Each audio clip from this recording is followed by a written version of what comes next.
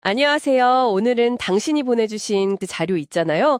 그걸 보면서 성경 사사기 1장이랑 2장에 나오는 한 구절이 어떻게 다르게 번역될 수 있는지, 그리고 그 작은 차이가 어쩌면 전체 의미를 확 바꿀 수 있는지 한번 깊이 들어가 보려고 합니다. 네, 흥미로운 주제죠.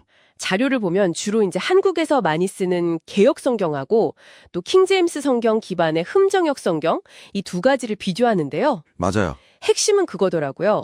이스라엘 백성이 가나안 족속을 쫓아내지 못했는가 아니면 쫓아내지 않았는가. 아, 그 미묘한 차이. 네, 바로 이 단어 하나가 그 당시 이스라엘의 행동 또 뭐랄까 하나님의 반응을 이해하는데 어떤 영향을 미치는지 같이 한번 펼쳐보시죠. 좋습니다. 자, 그럼 바로 핵심적인 번역 차이부터 좀 짚어볼까요? 개역 성경 있잖아요. 이걸 보면 사사기 1장 여러 군데서 뭐 예를 들면 21절, 27절, 30절 이런 데서 이스라엘이 가나안 사람들을 쫓아내지 못하였다. 이렇게 돼 있어요. 그렇죠. 약간 능력이 부족했다, 뭐 이런 느낌이죠. 네, 딱 그런 뉘앙스죠. 어쩔 수 없었다는 느낌. 바로 그 지점이 이 자료가 좀 흥미롭게 보는 부분입니다.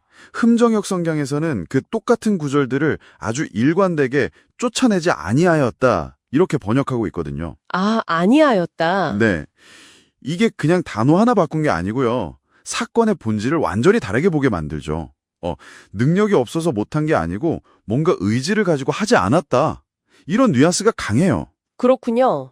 이 해석의 차이가 결국 이스라엘의 책임 문제, 그리고 하나님이 왜 책망하셨는지 그 근거를 좀 다른 시각에서 보게 만드는 거죠.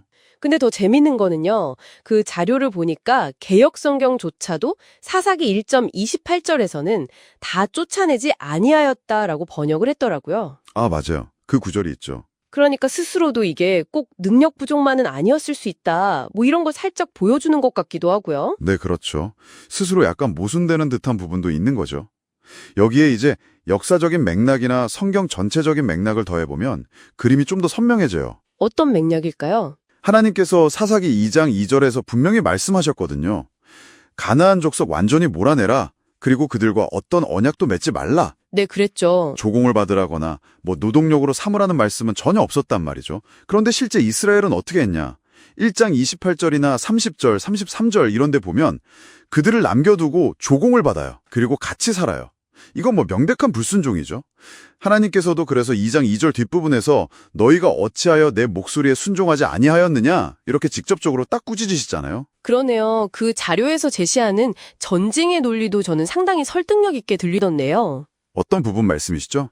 만약 이스라엘이 정말 온 힘을 다해서 쫓아내려고 했는데 실패했다면 오히려 가나안 족속한테 역공을 당해서 밀려났어야 정상 아니냐는 거죠. 아, 그 지점. 네.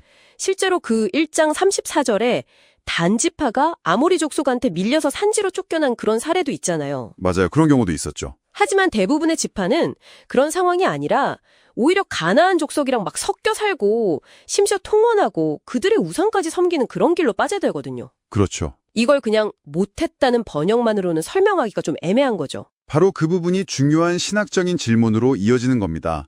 성경 전체를 이렇게 쭉 보면 하나님은 우리가 능력이 부족하거나 연약할 때 막 꾸짖기보다는 오히려 돕고 힘주시는 분으로 그려지잖아요. 네, 그쵸. 긍휼히 여기시는 분이죠. 그런데 명백한 명령 앞에서 알면서도 의도적으로 따르지 않는 불순종은 완전히 다른 문제라는 거예요.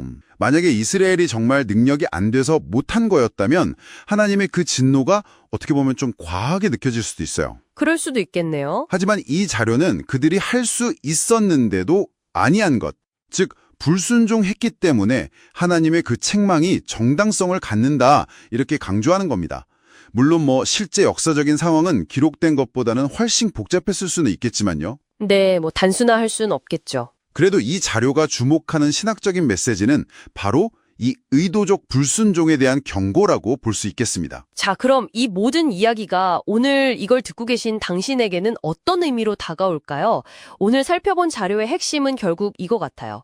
못하다와 아니하다. 이 번역의 작은 차이가 사사기 1장, 2장 전체 메시지를 이해하는 데 정말 중요하다는 거. 네, 맞습니다. 이스라엘의 실패 원인이 단순한 능력 부족이 아니라 그 불순종에 있었고 바로 그것 때문에 하나님의 책망을 받게 되었다는 거죠. 그렇죠. 이 자료는 그러니까 하나님께서 우리의 어떤 연약함 자체보다는 알면서도 행하지 않는 그 의도적인 불순종을 더 엄중하게 다루신다는 점을 보여준다고 할 수 있어요. 아, 그렇군요. 그래서 이 구절들이 오늘날 우리에게도 어떤 변명이나 자기 합리화보다는 그저 하나님의 말씀에 순종하려는 자세가 왜 중요한지 이걸 다시 한번 깨닫게 해준다는 결론에 이르는 거죠. 어쩌면 이 능력이 없어서 못했다와 의지가 없어서 안 했다 사이의 구분? 이게 오늘 당신의 상 속에서 어떤 행동이나 동기를 돌아보는데 좀 유용한 질문이 될 수도 있겠다 싶습니다. 네, 정말 생각해 볼 만한 지점이네요. 마지막으로 한번 이런 질문을 던져보고 싶어요.